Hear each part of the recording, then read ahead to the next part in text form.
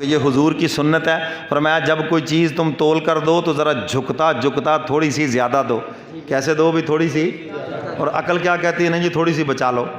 عقل کیا کہتی ہے؟ تھوڑی سی. ہاں وہ جو کپڑے والے ہیں نا جو وہ جو کھینچ کھینچ کے مہنگے دیتے ہیں وہ 6 میٹر کے 6.25 میٹر رہ جاتے ہیں. یہ کوئی کمال نہیں ہے. اللہ کے نبی حالانکہ آپ دیکھیں نا تھان جو بھی ہے 24 میٹر کا ہے تو 24.5 ہوں گے، 25.5 ہوں گے. انہوں نے آپ کو زیادہ دیا ہے. اور صاحب بہادر کی کوشش ہوتی ہے آدھا پونا میٹر وہ بچ جائے اور آدھا اپنی چلاکی سے بچا لوں کسی چھوٹے بچے کا سوٹ بن جائے. عجیب بات ہے یار. اللہ کے نبی نے ہمیں حکم دیا جھکتا جھکتا تھوڑا سا زیادہ دو. فرمایا اس میں تمہارے لیے برکت ہے، برکت ہے تمہارے رزق کے اندر، تمہارے کاروبار کے اندر. جب اللہ کے نبی نے فرما دیا تو حق تعالیٰ نے برکت اس میں ڈال دی ہے. تو اس لیے تھوڑا سا زیادہ. ویسے جائیں گے بس کے اوپر پیسے خرچ کر کے آ جائیں گے، جب آ کے وہ کسی رکشے والے سے ہوگا اس وقت طے کر رہے ہوں گے کتنے لیں گے جی تم کتنے لیں. اتنے لگا کے آ گئے ہزاروں. وہ غریب بیچارہ آپ سے کیا لے لے گا؟ کوئی 10,000 لے لے گا، 150 اس نے لینا ہے، وہ 20 زیادہ لے جائے گا تو کیا قیامت آ جائے گی. یہ بھی تو سوچو آخر یہ رات کے حصے میں دھکے کھا رہا ہے، یہ بیچارہ آخر مزدور ہے، اس نے بچے پالنے ضروری آتے. زندگی ہے تو مجبور اور کمزوروں کے اوپر احسان کرو، ان کی تکلیف کو دور کرو. زیادہ دے دو 10-20 کون سی قیامت آئے گی. وہ دعا دے گا پتہ نہیں اللہ تمہارے کاروبار میں کتنی برکت ڈال دے گا. کیوں جی بات سمجھ آ رہی ہے یہ؟ تو اس لیے اللہ کے محبوب کا فرمان ہے جھکتا جھکتا دو. آپ ملازم ہیں 8 گھنٹے ڈیوٹی ہے، کوشش کریں 8 سے 8.5 گھنٹے ڈیوٹی دیں. آپ نے بھی تو جھکتا جھکتا دینا ہے نا. یہ نہ ہو کہ آپ ڈیوٹی 4 گھنٹے دیں اور تنخواہ اپنی پورے مہینے کی لیں، پھر یہ تو جناب ناانصافی ہے. ناانصافی ہے یا نہیں ہے؟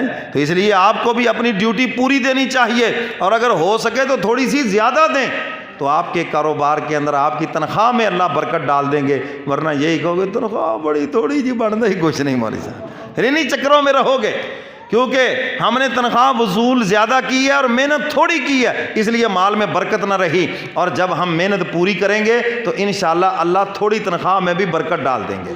رؤوف الرحیم، رؤوف فرمایا جو تکلیفوں کو دور کر دے، اور رحیم فرمایا کہ جو بانٹنے والا ہے. حضور کا وصف ہے جواد، اللہ کا بھی وصف ہے جواد، اس کا معنی ہے بانٹنے والا. جو مال بانٹے اسے سخی کہتے ہیں، جو ہر چیز بانٹے اسے رحیم کہتے ہیں. اور حضور نے ہر چیز بانٹی ہے. کسی نے علم مانگا حضور نے علم کا خزانہ دے دیا، میں جاؤ لو جاؤ خزانہ لے جاؤ. حضور علیہ الصلوۃ والسلام کے پاس حضرت ابو ہریرہ آئے، یا رسول اللہ یاد نہیں رہتا، ذہانت بڑی کمزور ہے. حضور نے ایسی دعا فرمائی کہ ذہانت کا خزانہ مل گیا اور حافظ الحدیث بن گئے. حضور کا ہر فرمان یاد.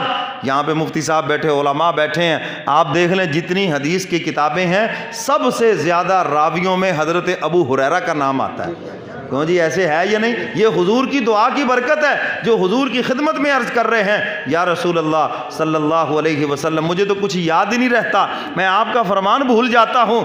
حضور علیہ الصلوۃ والسلام نے مانگا، حضور سے مانگا تو حضور نے ان کو خزانہ عطا فرما دیا.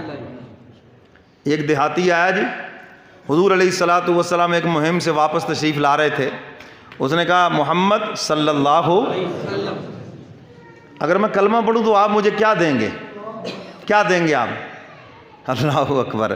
آج اگر آپ سے کوئی غیر مسلم کہہ دے جی ہاں جی حاجی صاحب ماشاءاللہ آپ بڑی فیکٹریوں کے مالک ہیں، چودھری صاحب آپ بڑے لینڈ لارڈ ہیں، اگر میں کلمہ پڑھ لوں تو آپ مجھے کیا دیں گے؟ وہ چلو چلو جا کام کا رکھے تھے. یہی جواب دیں گے نہیں؟ بولو تو صحیح ہے. آپ کو نہیں پتا کہ ایک جہنم سے نکل کے جنت میں جا رہا ہے ہیں جی. اور حضور علیہ الصلوۃ والسلام سے ایک کافر کہہ رہا ہے اللہ کے محبوب اگر میں کلمہ پڑھوں تو آپ مجھے کیا دیں گے؟ حضور نے فرمایا یہ سامنے وادی کے اندر 6,000 بکریاں ہیں، یہ ساری کی ساری میں تجھے دے دوں گا. 6,000 بکریوں کی قیمت تو لگاؤ نا آج کے دور میں، ہیں آج کے حساب سے لگا لو پتہ چل جائے گا. حضور نے فرمایا اگر تو کلمہ پڑھے ساری کی ساری بکریاں یہ تیری ہیں. حضور نے کہا او یہ تو اسلام بہت اچھا ہے، یہ تو اسلام بہت اچھا. حضور نے جب اسلام کی پہلی دعوت دی تو کافروں کو دودھ اور گوشت پیش کیا یا نہیں کیا؟ ہاں جی یہی حضور کی سنت ہے. اسلام اتنا بھی وہ سوکھا نہیں جو ہم نے بنا دیا ہے. تو اس لیے یہ آپ کے لیے حضرات جو اہتمام کرتے ہیں اسی سنت پہ عمل کرنے کے لیے.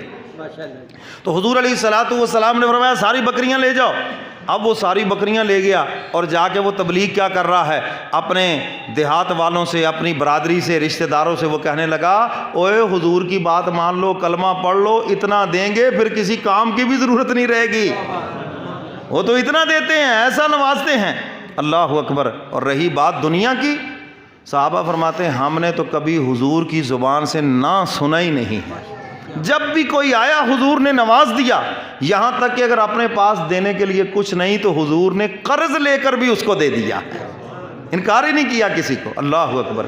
ایک صحابی آئی تو انہوں نے بڑی خوبصورت چادر بنائی اور حضور سے عرض کیا یہ آپ زیب تن فرما لیں، آپ یہ پہن لیں، تو حضور نے اوپر لی نا چادر، تو ایک صحابی کہنا مجھے بڑی پیاری لگ رہی یا رسول اللہ، بڑی خوبصورت لگ رہی، حضور نے اسی وقت اتاری، فرمایا چل تو ہی لے جا پھر۔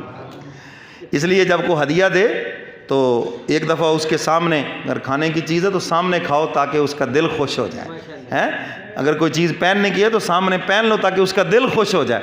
ہم ایسے ہیں کوئی بیچارہ پتہ نہیں کیسے لے کے آتا ہے تو آگے سے پتہ کیا کہتے ہیں، اور چور صاحب کی ضرورت سی تکلیف کر دی، آپ نے تو دل ہی توڑ دیا اس کا، آپ کو تو یہ کہنا چاہیے تھا اس کی مجھے بڑی ضرورت تھی جو چیز آپ لے کے آئے ہیں، کیونکہ ہدیہ دینا بھی سنت ہے اور لینا بھی سنت ہے۔ بعض صرف لینا ہی جانتے ہیں، دینا نہیں جانتے، اللہ ان کو دینے کی بھی توفیق عطا فرمائے، سب کہہ دو آمین۔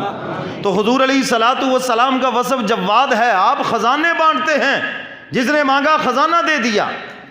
حضور فرماتے ہیں میری امت کا ایک طبقہ ہے، اللہ اکبر، فرمایا کہ وہ بغیر حساب کتاب کے جنت میں جائے گا۔ اللہ ہم سب کو، ہمارے والدین کو اس طبقے میں داخل کرتا ہے، مجھے کہو آمین۔ فرمایا کہ بغیر حساب کتاب کے جنت میں جائے گا، کوئی حساب نہیں ہوگا اس سے۔